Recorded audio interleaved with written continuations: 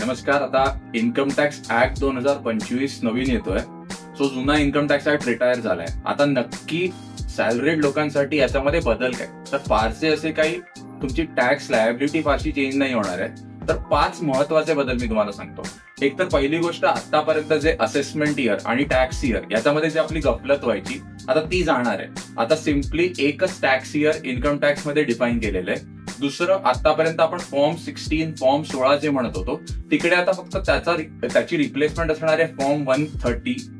त्यानंतर तिसरं, 26AS किंवा AIS या 2 फॉर्म्स मध्ये आपल्याला आपल्या TDS डिडक्शनचे आणि इन्कमचे जे ऑटो पॉप्युलेटेड डिटेल्स दिसायचे, ते आता आपल्याला दिसणार आहेत फॉर्म 168 मध्ये.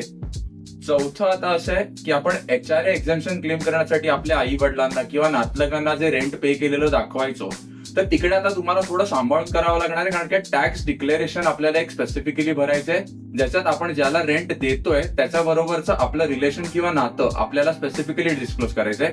आणि 5वं आणि सर्वात महत्वाचं म्हणजे, आतापर्यंत इन्व्हेस्टिगेशन्स मध्ये ऑफिसर्सना फक्त आपले रेकॉर्ड जे फिजिकल डॉक्युमेंट्स असणार त्याचा ऍक्सेस जायचा.